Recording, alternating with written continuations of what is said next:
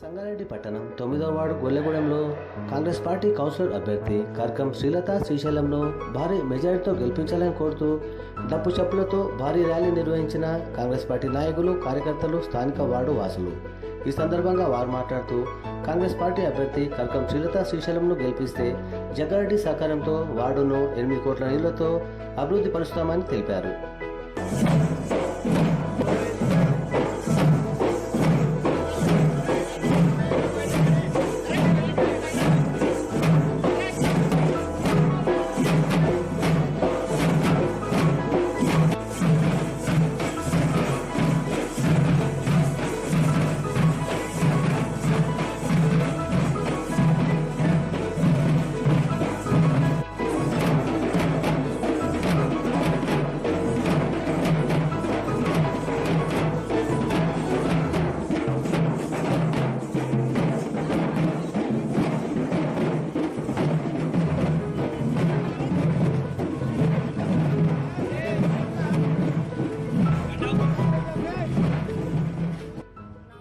కర్కం Srilatha Srisailam 9వ ward కౌన్సిలర్గా పోటీ చేస్తున్నాను.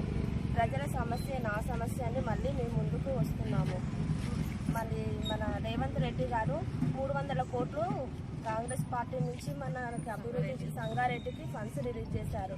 మరి 9వ వార్డుకి 8 కోట్లు శాంక్షన్ చేశారు. మన కాలనీని ఆదర్శ కాలనీగా రూపుదిద్దుకుందాం.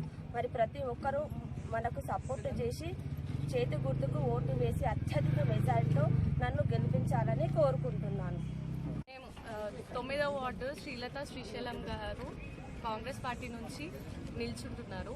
రేవంత్ రెడ్డి గారు మన సంగారెడ్డికి 300 కోట్లు ఫండ్స్ రిలీజ్ చేశారు. జగ్గారెడ్డి గారు మన వార్డుకి 9వ వార్డుకి 8 కోట్లు శాంక్షన్ చేశారు. ప్రతి ఒక్కరూ మన శ్రీశైలం అన్న గారికి, శ్రీలతక్క గారికి సపోర్ట్ చేసి ఓటేసి గెలిపిస్తే మన వార్డు అభివృద్ధి చేసుకుందాము. చేతి గుర్తుకి ఓటేసి గెలిపిద్దాం.